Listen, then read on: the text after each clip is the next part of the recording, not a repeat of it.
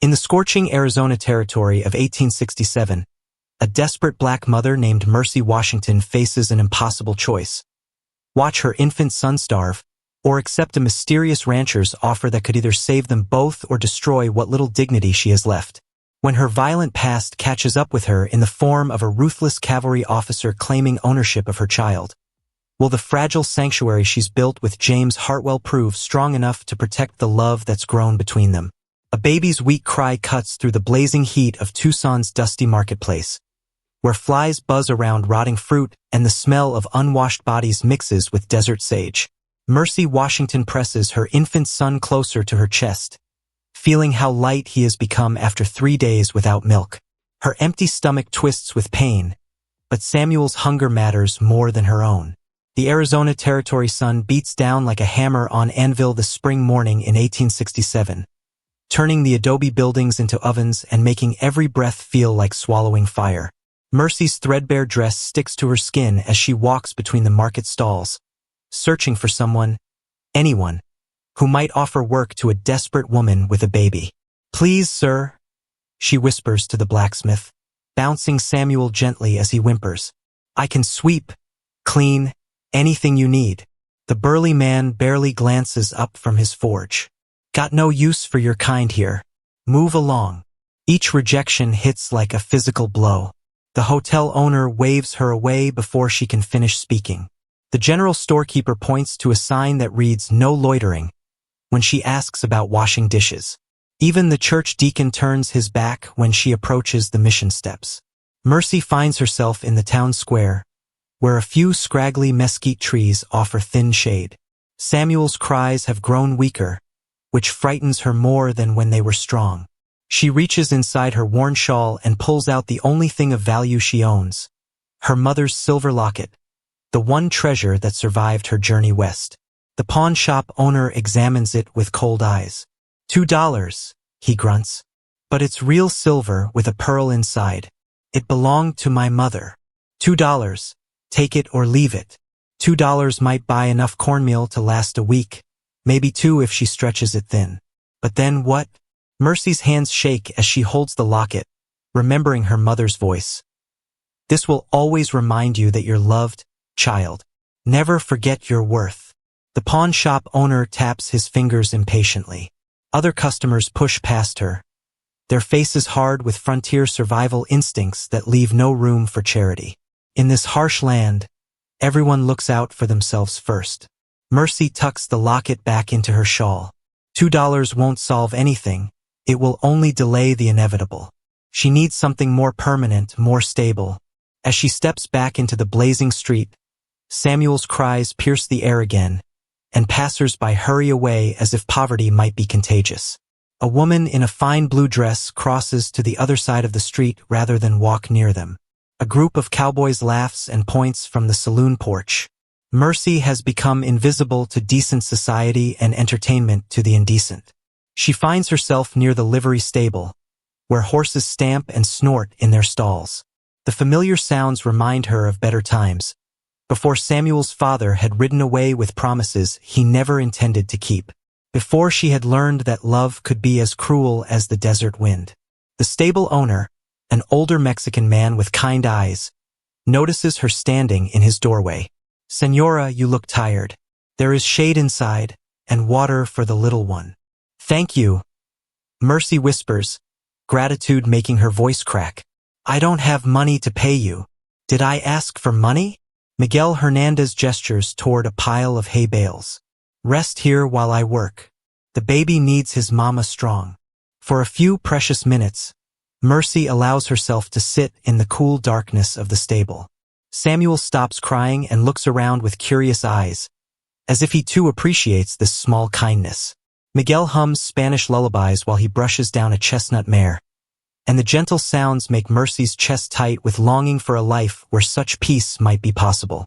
But Miguel is old, and she can see the struggle in his weathered hands as he lifts the heavy saddles. He cannot afford to feed extra mouths any more than she can afford to keep hers alive.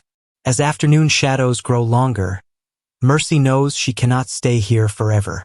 She must find a solution before nightfall, before Samuel's cries become too weak to hear at all. The frontier town of Tucson offers little mercy to women like her, women without husbands, without family, without the protection that society demands. She thinks again of the locket, of her mother's words about worth and love. But what good are pretty words when your child is starving? What value does dignity hold when measured against survival? Standing in the stable doorway, watching the sun sink toward the western mountains, Mercy Washington faces the hardest truth of frontier life. Sometimes staying alive means sacrificing everything you thought you were. You look like you could use some help, miss.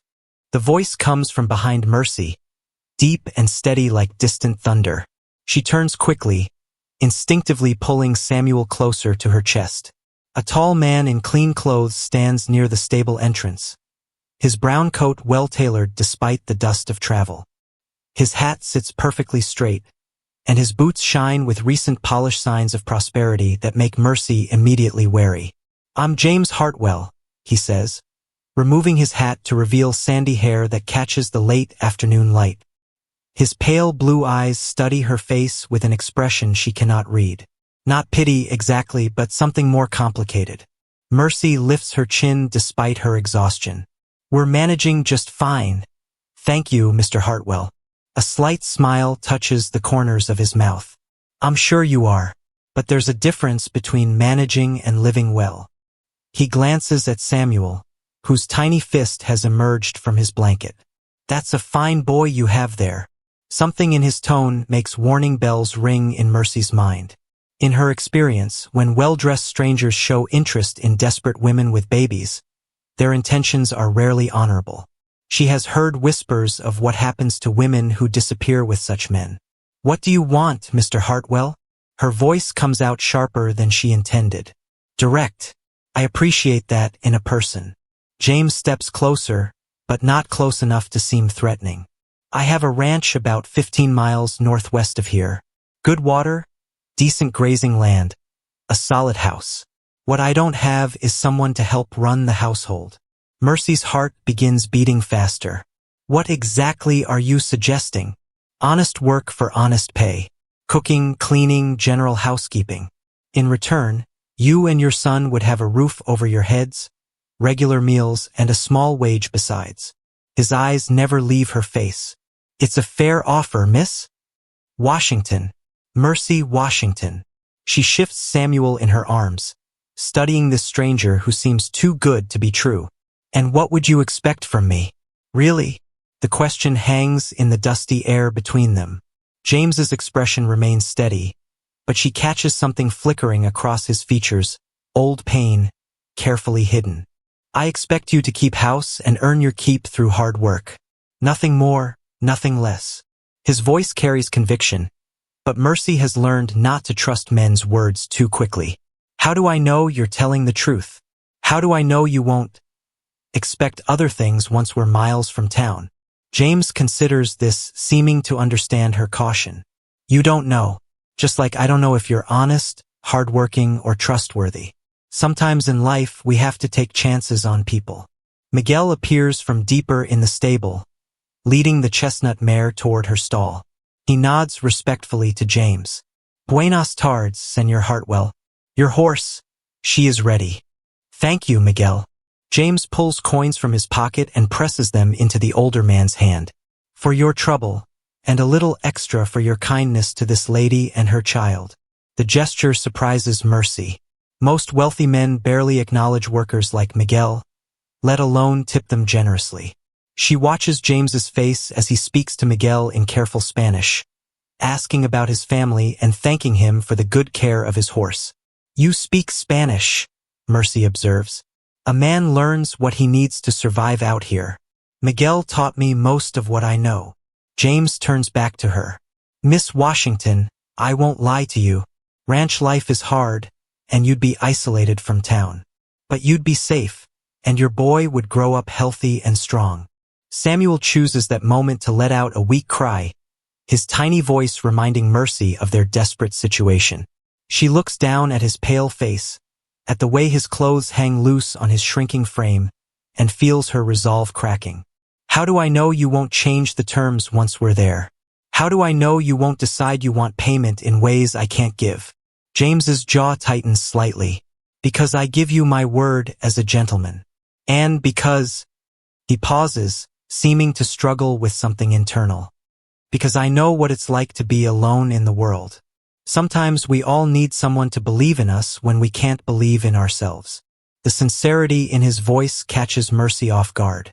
She studies his face, looking for signs of deception, but finds only weathered honesty and something that might be loneliness. If I came with you, she says slowly, and things weren't as you described, what then? I'd be trapped miles from anywhere, with no way to leave. Then I would bring you back to town myself, with enough money to get by until you found other arrangements. James meets her eyes directly. Miss Washington, I'm not asking you to trust me blindly. I'm asking you to take a chance that not all men are cut from the same cloth as whoever hurt you before. The reference to her past makes Mercy flinch. How does he know? But then she realizes her wariness must be written clearly across her features, the result of hard-learned lessons about men's promises. Samuel whimpers again, and Mercy feels the weight of decision pressing down on her like the desert heat. Stay in town and watch her child waste away, or trust a stranger who might be her salvation or her destruction. The wagon wheels creak against desert stones as they roll toward a horizon that seems to stretch forever, carrying Mercy Washington away from everything familiar into the unknown wilderness of James Hartwell's world. Samuel sleeps peacefully in her arms for the first time in weeks, his belly finally full from the milk and bread James bought before they left Tucson. Red rock formations rise like ancient castles around them, their shadows painting the ground in shades of purple and gold. The desert blooms with unexpected life.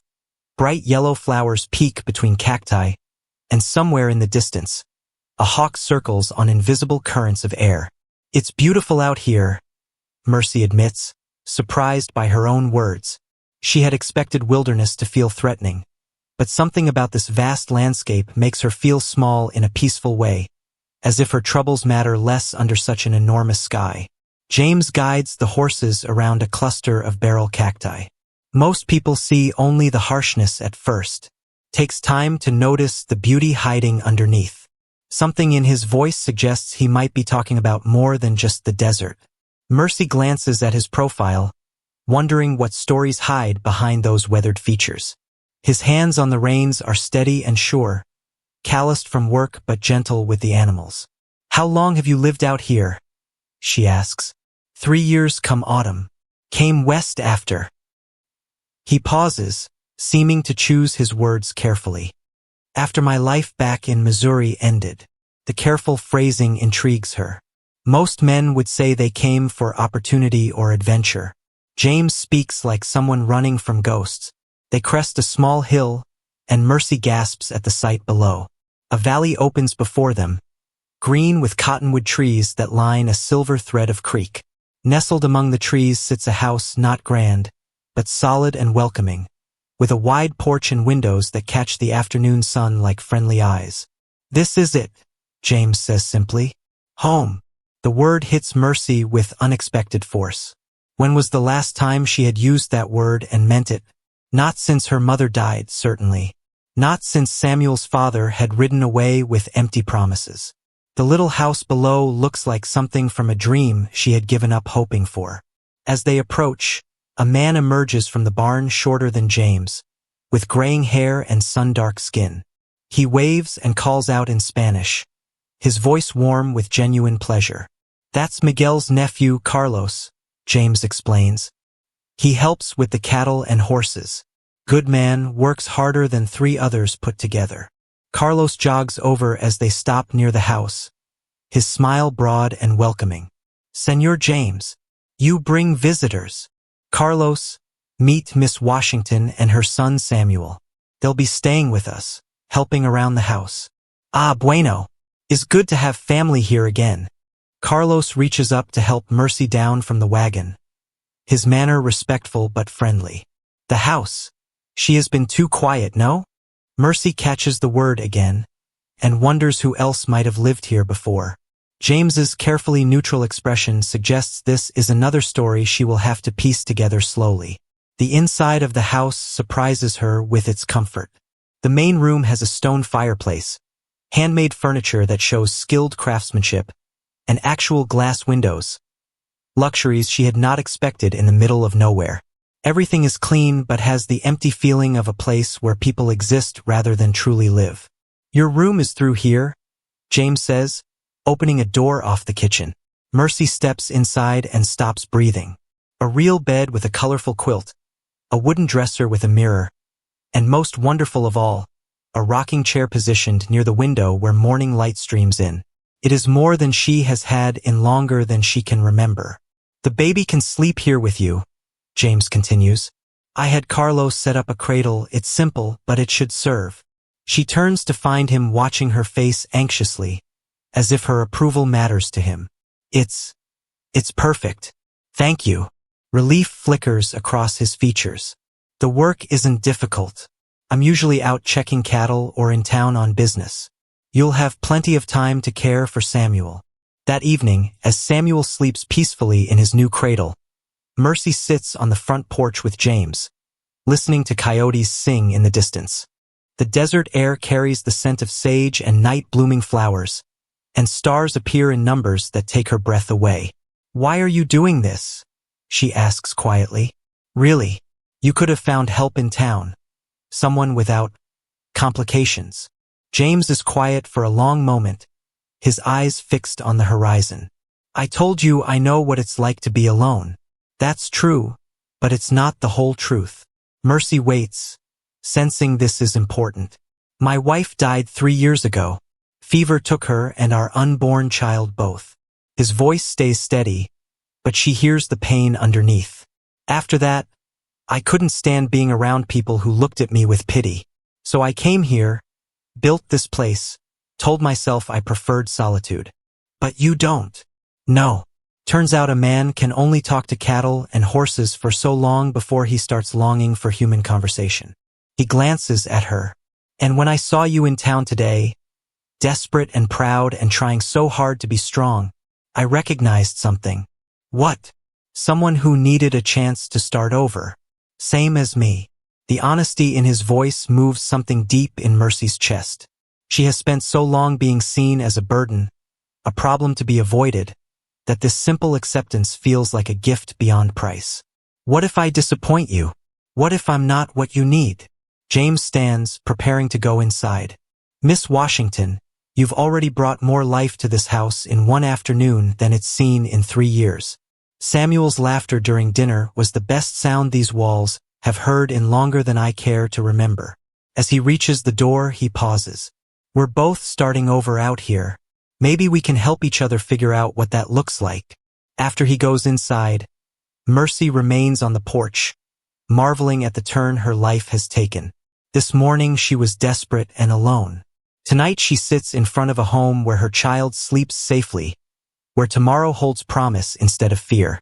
But even as gratitude fills her heart, a small voice whispers caution. Good things have been snatched away before. James seems kind, but she knows how quickly kindness can turn to expectation, how easily protection can become possession. For now, she will enjoy this reprieve, but she will not allow herself to believe it will last forever. In the distance, an owl calls through the darkness, and Mercy Washington allows herself to hope, just a little, that maybe this time might be different. Sunlight streams through the kitchen window as Mercy hums softly while preparing breakfast, Samuel cooing contentedly in his high chair. Another thoughtful addition James had somehow procured. The aroma of fresh coffee and cornbread fills the house with warmth that goes beyond temperature, creating something that feels dangerously close to belonging. 2 months have passed since their arrival, and Mercy has fallen into a rhythm that feels both natural and precious. She rises before dawn, starts the fire, and has James's breakfast ready when he emerges from his room. They share quiet conversation over coffee while Samuel babbles and reaches for everything within his chubby grasp. Carlos says the new foal is thriving. James mentions, buttering a piece of cornbread, born with strong legs and a stubborn spirit. Like his mother, I imagine. Mercy refills his coffee cup, noting how he always waits for her to sit before beginning his own meal. Such small courtesies speak of a gentleman's upbringing, though he never mentions his life before Arizona. Speaking of stubborn spirits, James continues with a slight smile. Samuel tried to crawl off the porch yesterday while you were hanging laundry. Carlos caught him just before he reached the steps. Mercy laughs, glancing at her son who grins back with his 2 new teeth on full display. He's discovering the world gets bigger every day. Soon we won't be able to keep up with him. The word hangs in the air between them, loaded with implications neither has acknowledged aloud. They have begun speaking like a family, thinking like partners, moving through their days in harmony that feels both comfortable and frightening. After James leaves to check the cattle with Carlos, Mercy tends her garden, another project that has flourished under her care. Tomatoes climb stakes James built, beans wind around supports he crafted, and herbs grow in neat rows that provide fresh flavors for their meals. The work satisfies something deep in her soul, this ability to nurture life from desert soil. Samuel naps in his basket under the ramada James constructed, shaded from the afternoon heat while staying close to his mother. Mercy pauses in her weeding to watch him sleep, marveling at how much he has grown. His cheeks are round now, his arms and legs filling out with healthy fat. The hollow-eyed baby from Tucson has become a thriving child who laughs often and sleeps soundly. "Senora Mercy," Carlos calls from near the barn. "You come see." She wipes her hands on her apron and lifts Samuel, who wakes with a happy gurgle. Carlos stands beside the corral where a beautiful paint horse prances nervously, her coat gleaming black and white in the sunlight. "Senor James, he buy her in town yesterday. Says she is for you to learn riding." Mercy stares at the mare, her heart racing with a mixture of excitement and fear. "For me? See," he says, "every lady should know horses. This one, she is gentle but smart. Perfect for teaching." The gesture touches Mercy deeply. James has noticed her watching the horses with longing, has seen how she pauses to stroke their necks when she thinks no one is looking. A riding horse represents freedom, independence, things she has never possessed. That evening, as they sit on the porch after dinner, Mercy gathers courage to address the gift directly. "Carlos showed me the mare you bought. She's beautiful." James rocks slowly in his chair, Samuel sleeping peacefully on his lap, a sight that never fails to warm Mercy's heart. "Bella. Her name is Bella. The previous owner assured me she's patient with beginners." "James, I can't accept such an expensive gift. It's too much." "It's practical," he says quietly. "If something happened and you needed to get to town quickly, or if Samuel got sick and needed a doctor, you should know how to handle a horse." The practical reasoning makes sense, but Mercy suspects deeper motivations.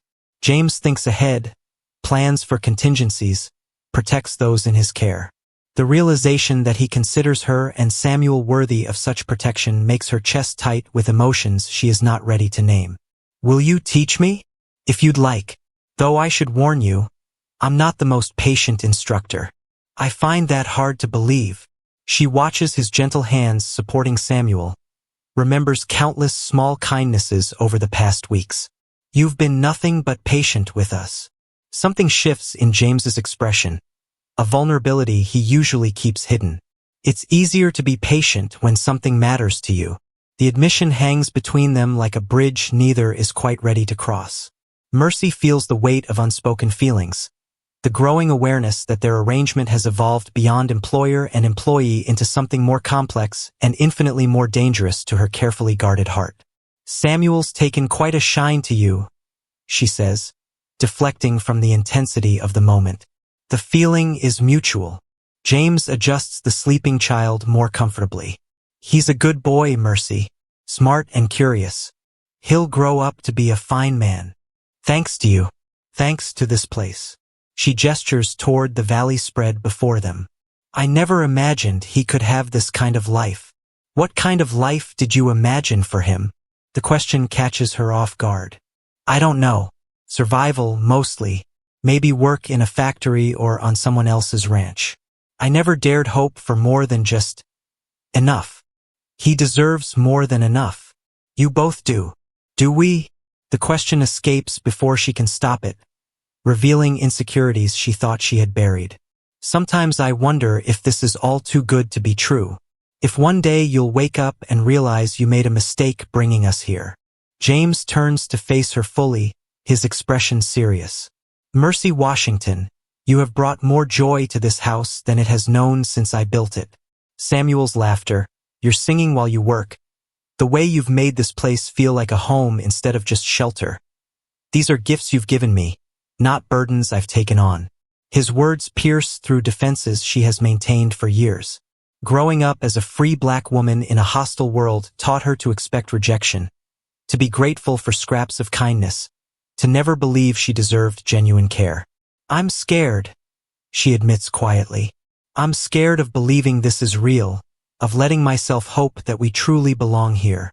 Fear is understandable, but don't let it steal your chance at happiness. James reaches over and covers her hand with his own. You belong here, Mercy. Both of you. For as long as you want to stay.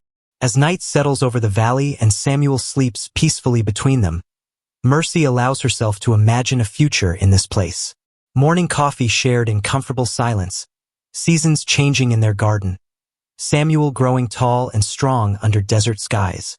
The vision feels both wonderful and terrifying, like holding something precious that might shatter at any moment. But for tonight, surrounded by the sounds of safety and the warmth of unexpected family, Mercy Washington lets herself hope that some good things might be meant to last. A dust cloud on the eastern horizon catches Carlos's sharp eyes as he mends fence near the creek, and something about the way it moves too straight, too purposeful, makes his stomach clench with worry. He drops his tools and shades his eyes against the morning sun, counting the riders approaching through the shimmering heat. 3 men on horseback riding military formation. The lead rider's blue uniform gleams with brass buttons that catch the light like warning signals. Carlos has lived on the frontier long enough to know that soldiers rarely bring good news to isolated ranches, especially when they ride with such determination. Dios mío, he whispers, recognizing something familiar about the lead rider's bearing. He has seen that particular brand of arrogance before, in men who believe their uniform gives them the right to take whatever they want. Carlos sprints toward the house, his boots pounding against hard-packed earth. Señora Mercy. Señora, venga rápido. Mercy emerges from the kitchen, Samuel balanced on her hip, flour dusting her dark hands from the bread she was kneading. What is it, Carlos? Soldiers coming. 3 of them, riding hard this way. Carlos's English becomes choppy in his distress. The one in front, he looks like trouble, Señora. Big trouble. Mercy's blood turns cold. She squints toward the approaching dust cloud, her heart hammering against her ribs as a terrible possibility takes shape in her mind. Only one soldier would have reason to seek her out in this remote valley. Take Samuel inside, she tells Carlos, her voice steadier than she feels. Keep him quiet, no matter what happens. But Señora, please, Carlos, just do as I ask. She watches the riders approach, and her worst fears crystallize as the lead figure becomes clear. Captain Robert Hayes sits his horse with the same swagger she remembers, his uniform pristine despite the dusty ride. Even at a distance, she can see the cruel smile that once made her believe she was loved. Mercy forces herself to stand straight, to meet this threat with dignity even as terror crawls up her throat. She thinks of Samuel, safe inside with Carlos, and draws strength from her need to protect him. Whatever Robert wants, whatever lies he plans to tell, she will not let him destroy the life she has built here. The soldiers rein in their horses near the porch, dust swirling around the animals' legs. Robert dismounts with theatrical flourish, his polished boots hitting the ground with authority. His pale eyes scan the ranch buildings with obvious calculation before settling on Mercy with predatory satisfaction. Well, well, Mercy Washington, as I live and breathe. His voice carries the same smooth charm that once fooled her young heart. You're looking well. Motherhood agrees with you, Captain Hayes. She keeps her tone neutral, offering no emotion for him to exploit. What brings you to this part of Arizona? Oh, I think you know. He steps closer, and she catches the scent of whiskey on his breath despite the early hour. I've been transferred to Fort Lowell. Imagine my surprise when I heard rumors about a certain colored woman living on a ranch with her bastard child. The ugly words hit like physical blows, but Mercy refuses to flinch. Samuel is not a bastard. He has a name and a home. Does he? Because last I checked, unwed mothers can't legitimize their spawn through wishful thinking. Robert's smile turns vicious. But I'm here to remedy that situation. One of the other soldiers shifts uncomfortably in his saddle, clearly uneasy with his captain's tone. The younger man looks barely old enough to shave, his uniform still creased with newness. But the third soldier, a scarred veteran with cold eyes, watches the exchange with the detached interest of someone accustomed to violence. I have a proposition for you, Mercy. A generous one, considering your circumstances. Robert clasps his hands behind his back, pacing like a lawyer addressing a jury. I need a wife, someone who understands her place, who won't embarrass me at official functions. You'll do nicely. I would rather die than marry you. Strong words from a woman living in sin with some rancher. Robert's voice hardens. Yes, I know about your arrangement here. Quite scandalous, really. A respectable officer could hardly allow such impropriety to continue. Fear spikes through Mercy's chest. James Hartwell is a good man who offered honest work. There's nothing improper about our arrangement. Isn't there? A single woman, alone with an unmarried man, miles from any proper supervision. Robert chuckles coldly. The territorial authorities might find such living conditions unsuitable for raising a child, particularly a child whose father happens to be an army officer. The threat hangs in the desert air like smoke from a distant fire.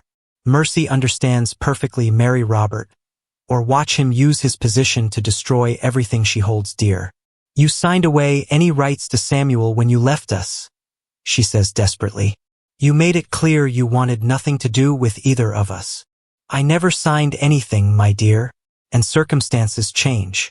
A captain needs a family to advance his career, and I've decided to acknowledge my son.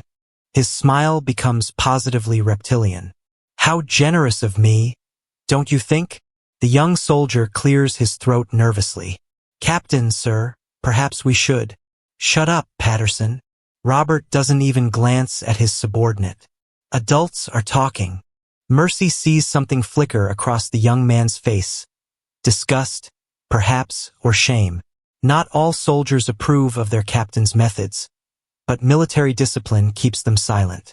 I need time to think, Mercy says, buying precious minutes to formulate some kind of plan. Time? How much time does it take to choose between marriage to a respectable officer and watching your illegitimate child taken away to a proper home? Robert's patience evaporates. You have until tomorrow morning, Mercy. Pack your things and prepare to become Mrs. Hayes, or I'll take the boy anyway and you'll get nothing. You can't just take a child from his mother. Can't I? I'm a decorated officer with friends in high places. You're a colored woman living in questionable circumstances with a man who isn't your husband. Robert swings back into his saddle. Military law is quite clear about the rights of fathers, especially when the mother's moral character is in question. As the soldiers prepare to leave, the young one Patterson catches Mercy's eye. For just a moment, his expression conveys sympathy and something that might be warning. Then his captain barks an order, and the moment passes. Until tomorrow, my dear, Robert calls over his shoulder. Choose wisely. The dust cloud retreats toward the horizon, leaving Mercy alone with her shattered world. She sinks onto the porch steps, her legs no longer able to support her weight. Everything she has built, every moment of happiness she has allowed herself to feel, crumbles around her like sand castles before an unstoppable tide. Carlos emerges from the house, Samuel babbling happily in his arms, unaware that his entire future has just been threatened by a man who sees him as property rather than a precious child. Senora? What did they want? Mercy looks at her son's innocent face, at his bright eyes and trusting smile, and feels her heart break into 1,000 pieces. How can she explain that love is not always enough to protect the people we cherish most? They want to take him away from me, Carlos, and I don't know how to stop them. The afternoon sun beats mercilessly down on James Hartwell as he rides hard across the desert.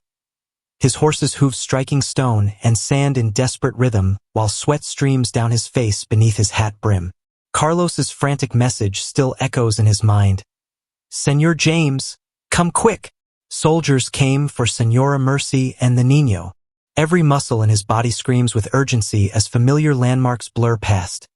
The twisted Joshua tree, the red boulder shaped like a sleeping giant, the dry wash where flash floods carve temporary rivers. His horse, sensing his rider's desperation, stretches into a full gallop despite the heat, nostrils flaring as they race against time and circumstance. James's mind churns with possibilities, each one worse than the last. Soldiers could mean deserters seeking supplies, territorial officials collecting taxes, or, most dangerous of all, someone from Mercy's past who has finally tracked her down. The careful peace they have built together feels as fragile as morning frost in the face of military authority. He crests the final hill and sees the ranch spread before him, outwardly peaceful but somehow wrong. Mercy sits on the porch steps like a broken doll, her shoulders curved inward with defeat. Carlos paces nearby, Samuel crying fitfully in his arms, and the sight of his family in distress sends fury racing through James's veins. What happened? James dismounts before his horse fully stops, his boots hitting the ground at a run. Mercy looks up with eyes that hold the hollow emptiness of someone whose worst nightmares have come true. "He found us, James. Robert found us." The name hits James like a physical blow. During their quiet evening conversations, Mercy has shared carefully edited pieces of her past, enough for him to understand that Samuel's father left deliberate wreckage behind when he abandoned them. But hearing the man's name spoken aloud makes the threat real and immediate. What did he want? James keeps his voice gentle despite the rage building in his chest. Samuel. He wants to take Samuel. Mercy's words come out broken, each one a separate wound. He says he's acknowledging his son now, claims I'm unfit because I live here unmarried. He gave me until tomorrow morning to choose. Choose what? Marry him or lose Samuel forever. Fresh tears spill down her cheeks. He's a captain now, James. He has connections, authority. Who's going to believe a black woman over a decorated army officer? James feels something cold and dangerous settle in his chest. The same controlled fury that once made him effective in business back in Missouri, before personal tragedy drove him west. Tell me exactly what he said. Every word. Mercy recounts the confrontation in halting sentences, her voice growing stronger as she shares the burden. James listens without interruption, filing away details that might prove useful. Military law, moral character, territorial authorities. Robert Hayes has chosen his weapons carefully, but every weapon has weaknesses. Carlos, James calls to his friend, who still bounces the fussing baby.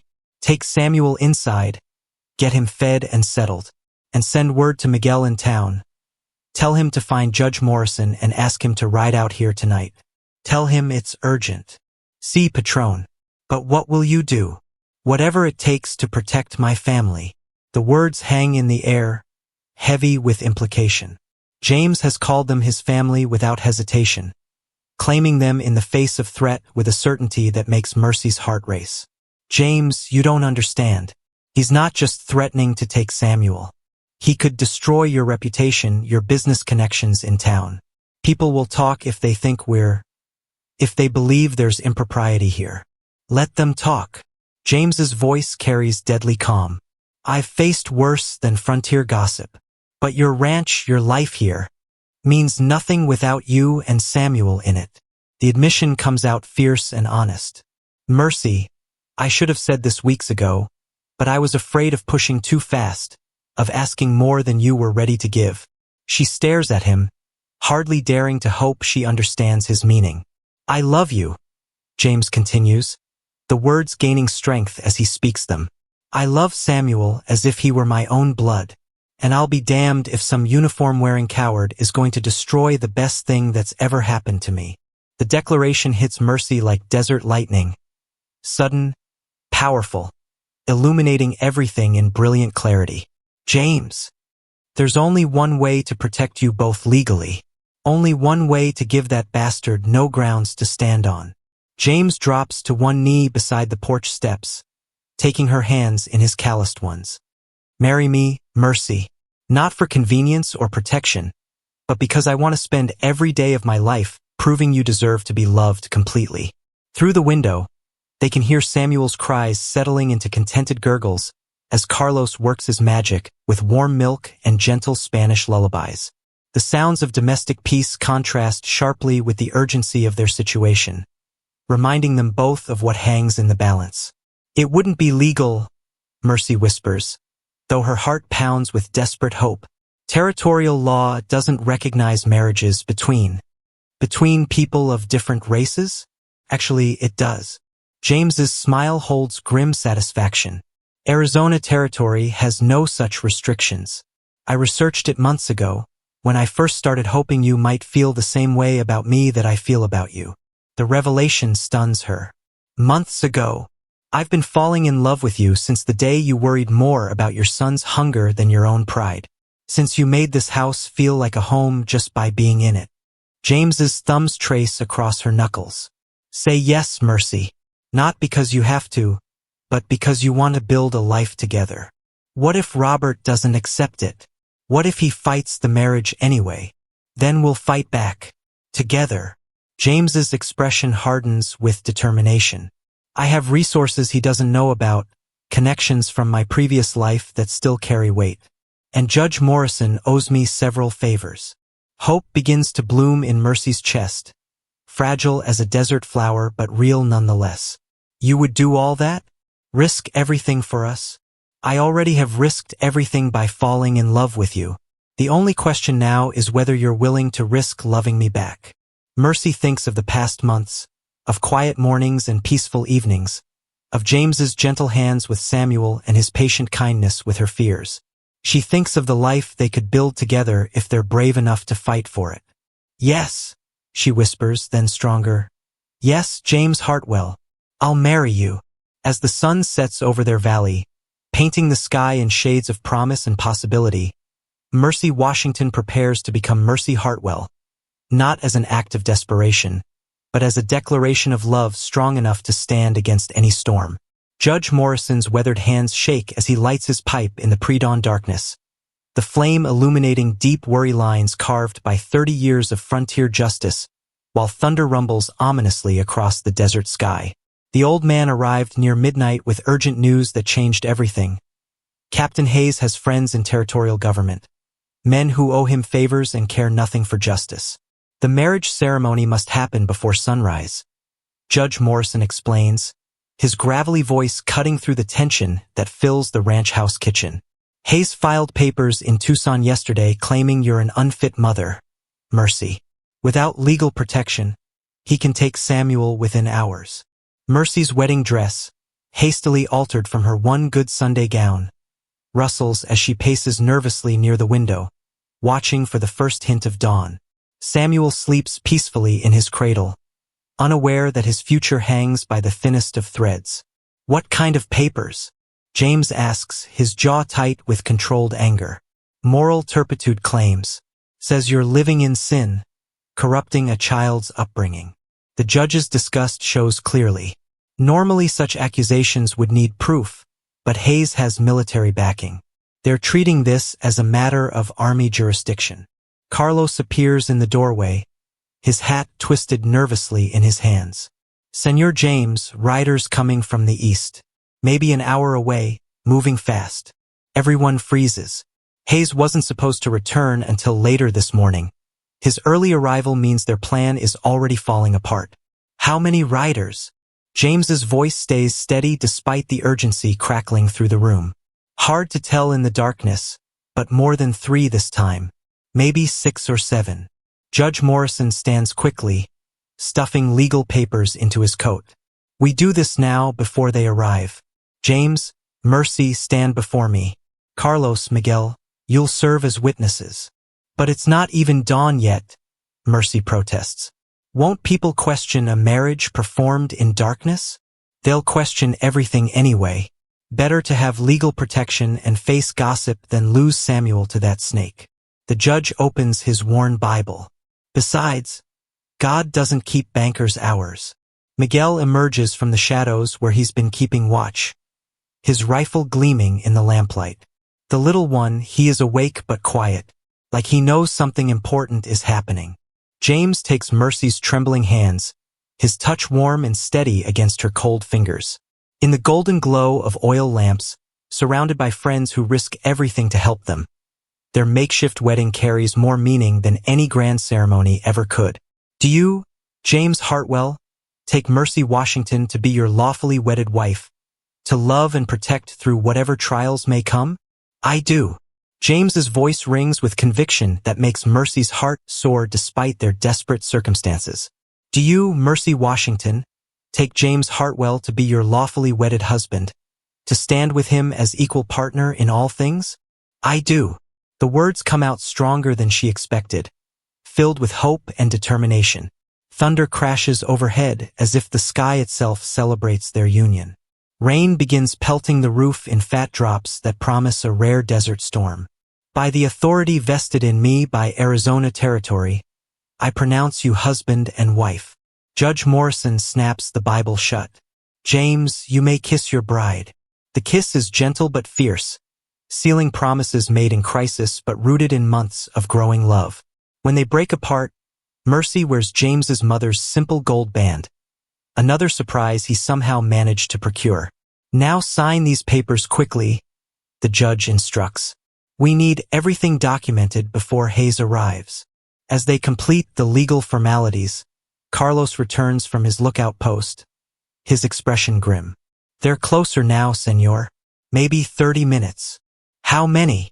James asks, already moving toward his gun cabinet. 7 riders. The captain and his soldiers plus 3 civilians. They look like hired guns. The news hits everyone like a physical blow. Hayes has brought overwhelming force, men who won't hesitate to use violence if legal pressure fails. This is no longer just about custody.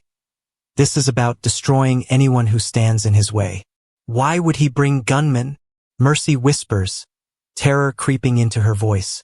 Judge Morrison's expression turns grave. Because he never intended to honor any legal proceedings. He plans to take Samuel by force and eliminate any witnesses who might contradict his version of events. The truth crystallizes with horrible clarity. Hayes doesn't just want Samuel. He wants Mercy silenced permanently, her inconvenient existence erased, so he can invent whatever story serves his career best. We need to get Mercy and Samuel away from here, James says, his tactical mind already working. Carlos, saddle Bella and the fastest horse we have. Miguel, load supplies for a hard ride. No. Mercy's voice cuts through the planning. Running makes us look guilty. Besides, where could we go that he couldn't follow? She's right. Judge Morrison agrees reluctantly. Hayes has military resources, telegraph access. He'd track you down within days, and then you'd have no legal standing at all. Lightning illuminates the kitchen in stark white flashes as the storm intensifies. Outside, the wind howls through the desert sage like angry spirits, while inside, for adults and one sleeping baby prepare to face forces that could destroy everything they hold dear. Then we make our stand here, James decides. This is our home, our land. If Hayes wants a fight, he'll get one. James, they outnumber us more than 2 to 1, Mercy protests. Numbers don't always win battles. We know this ground, and we're fighting for everything we love. That counts for something. James checks his rifle methodically. Besides, we have one advantage Hayes doesn't expect. What's that? We're already married. Legally, Samuel is now my son too. Hayes can't claim parental rights over another man's child without a court battle that could take months. Hope flickers in Mercy's chest. Will that really stop him? It changes everything. Military law is clear about civilian family rights. Even Hayes can't simply take a child from a legally married couple without due process. As the storm reaches its full fury outside, Mercy Hartwell, the name still feels new and precious, rocks her sleeping son and prays that love and law combined will prove stronger than corruption and violence. The riders approach through sheets of rain, and destiny thunders toward their small sanctuary with all the inevitability of the desert storm. Captain Robert Hayes dismounts in the driving rain, his polished boots splashing into muddy puddles as fury twists his handsome features into something ugly and dangerous, while lightning illuminates the ranch house where his carefully laid plans have just crumbled to dust. The marriage certificate clutched in Judge Morrison's weathered hands represents more than legal protection. It's a direct challenge to Hayes's authority that he cannot allow to stand. "This is preposterous," Hayes shouts over the storm, rain streaming from his uniform as he stalks toward the porch where James stands protectively in front of his new family. "I don't care what papers you've forged. That child belongs to me. The marriage is completely legal and properly witnessed," Judge Morrison declares, his voice carrying decades of courtroom authority. "Samuel Hartwell is now the lawful son of James and Mercy Hartwell. You have no claim here, Captain." The 6 men Hayes brought spread out behind him in practiced formation, 3 soldiers who look uncomfortable with their orders, and 3 hard-faced civilians whose hands rest casually near their weapons. The hired guns study the ranch buildings with professional interest, calculating angles and cover positions. "Judge Morrison, isn't it?" Hayes's smile becomes predatory. "I believe you're outside your jurisdiction here. This is a military matter now." "Like hell it is. Marriage and family law fall under territorial authority, not military. You're the one overstepping bounds, Captain." One of the hired guns, a scarred man with cold eyes, steps forward. "Captain, maybe we should handle this different. Weather's perfect for accidents, if you take my meaning." The threat hangs in the storm-charged air like smoke. Mercy feels ice form in her stomach as she realizes Hayes never intended to settle this legally. He brought killers to eliminate witnesses and steal Samuel under cover of the storm. "Stand down, Briggs," Hayes snaps, but his tone suggests he's merely postponing violence, not abandoning it. "We'll try reason first." Young Private Patterson shifts nervously behind his captain, clearly struggling with the situation. During their ride from town, he's watched Hayes transform from military officer to something much darker. The boy signed up to fight Indians and protect settlers, not terrorize families. "Mrs. Hartwell," Hayes addresses Mercy with mock courtesy. "Surely you understand this farce of a marriage changes nothing. Samuel is my blood, my responsibility. I can provide him advantages no rancher ever could." "He has a father," Mercy replies, her voice steady despite her terror. "A good man who loves him. A stranger who's known him for months versus his actual father? No court will support such madness." Hayes's patience cracks. "I'm offering you one last chance to be reasonable, Mercy. Come with me willingly, and we'll forget this unpleasant business." James steps forward, rain dripping from his hat brim. "She's given you her answer, Hayes. Now get off my property." "Your property?" Hayes laughs harshly. "You think marriage to a colored whore gives you some kind of authority over me?" The insult hits its target perfectly. James's control snaps, and he lunges forward with rage blazing in his eyes. The movement triggers immediate chaos as guns clear leather on both sides. "Alto!" Carlos shouts from the barn, his rifle trained on one of the civilians. Nobody moves. Miguel appears at the corner of the house, his shotgun covering the soldiers. For a heartbeat, everyone freezes in perfect tension, weapons drawn, fingers on triggers, waiting for someone to make the first fatal mistake. "This is madness," Judge Morrison declares. "Captain Hayes, order your men to lower their weapons. This is a legal matter, not a war." "The hell it is," Briggs snarls. "Captain pays us to handle problems, and I see a whole mess of problems here." Private Patterson's young voice cuts through the standoff. "Captain, sir, this isn't right. We're soldiers, not murderers." Hayes whirls on his subordinate.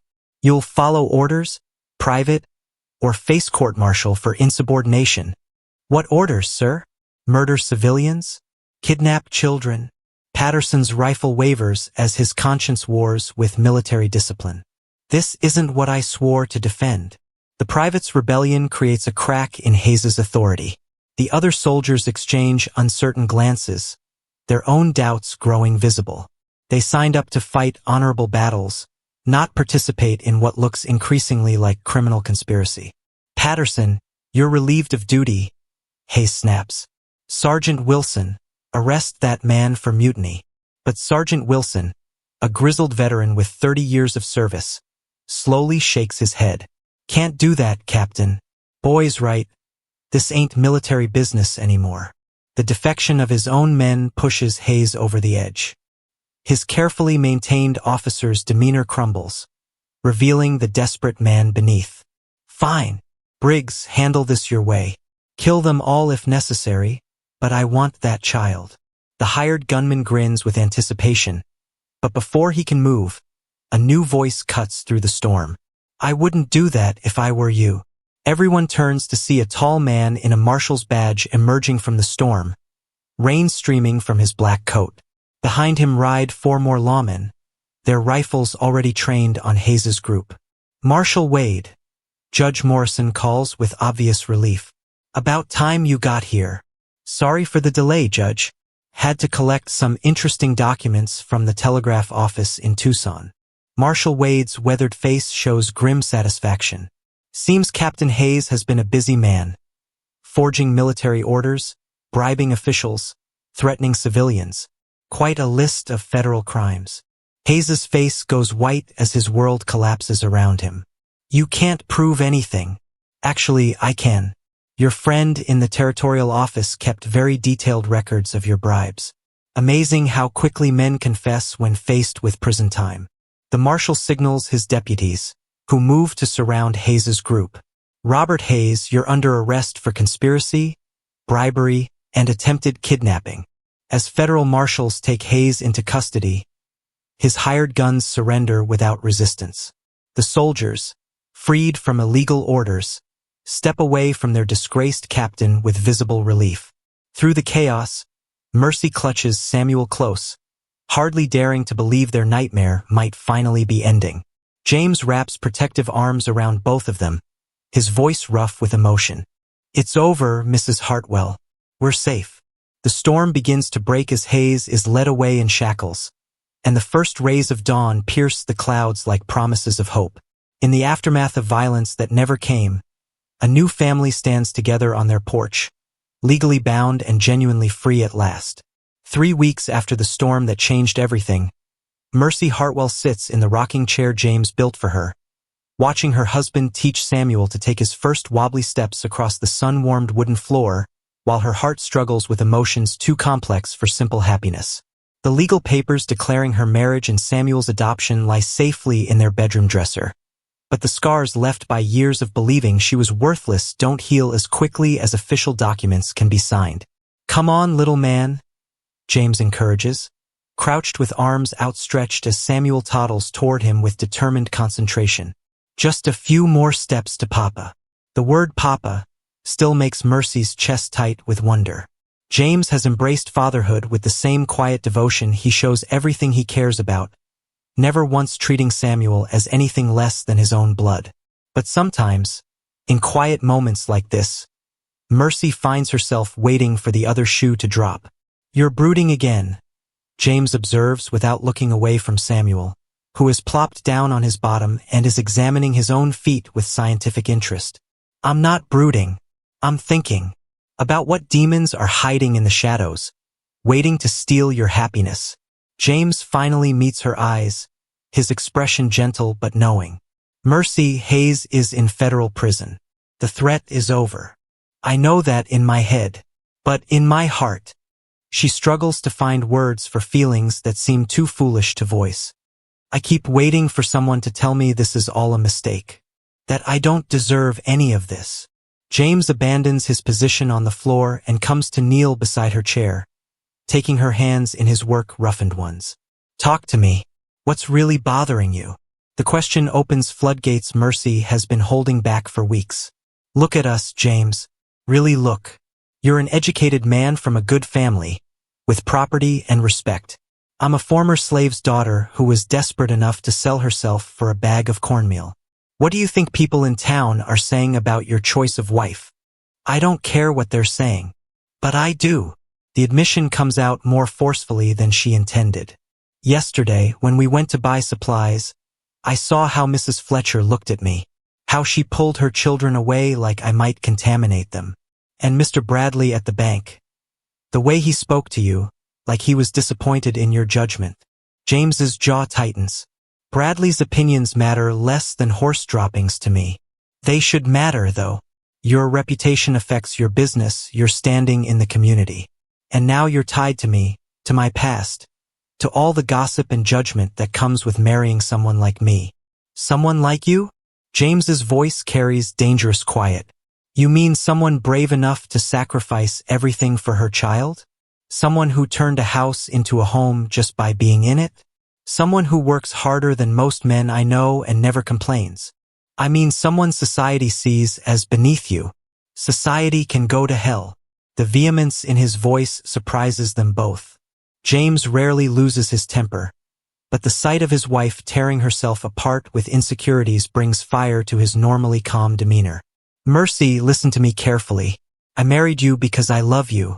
Not because I felt sorry for you, not because I wanted to play the hero, but because my life is infinitely better with you in it. He cups her face gently. If narrow-minded fools can't see your worth, that's their failing, not yours. Before Mercy can respond, hoofbeats approach the house. They both tense instinctively. Visitors still trigger protective reflexes after their recent ordeal. But this rider comes from the direction of town, moving at an easy pace that suggests friendly intentions. Carlos emerges from the barn to greet the newcomer, and his cheerful call puts them at ease. Señor Miguel. Welcome, amigo. Miguel Hernandez, the old stable keeper from town, dismounts with the careful movements of a man whose joints protest long rides. He has news written across his weathered features, though whether good or bad remains unclear. Miguel, what brings you all the way out here? James asks, stepping onto the porch with Samuel balanced on his hip. News from town, and a request that might interest you both. Miguel accepts the cup of cool water Mercy offers gratefully. First, the news: Captain Hayes was sentenced yesterday. 20 years in federal prison for his crimes. Relief washes over Mercy like cool rain.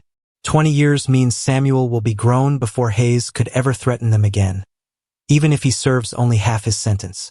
And the request? James prompts. Miguel's weathered face breaks into a smile. Father Martinez at the mission has been working with Mexican families who want to cross into Arizona territory legally. Good people, hardworking, but they need sponsors. Someone to vouch for them and help them get started. What does that have to do with us? These families, they have children. The priest thinks maybe you and Senora Mercy might consider starting a school here on your ranch. Teach the children English, reading, arithmetic. Give them chances their parents never had. The suggestion catches both James and Mercy off guard. They exchange glances, seeing possibility spark between them. A school. Mercy repeats, her mind already racing with potential. Here. You know letters, numbers. James knows business, land management. Together, you could teach children things that will help them succeed in Arizona territory. Miguel's enthusiasm grows as he speaks. And think of Samuel. He would grow up with other children.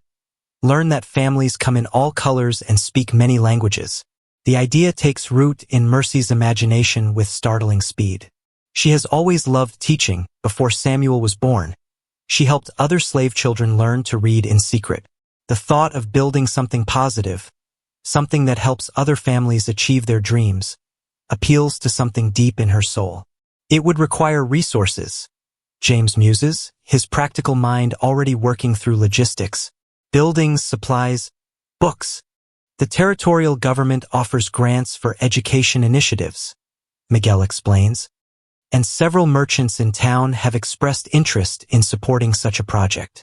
Even some of the families who whisper about your marriage admit they respect your work ethic and James's reputation. Why would they support us if they disapprove of our marriage?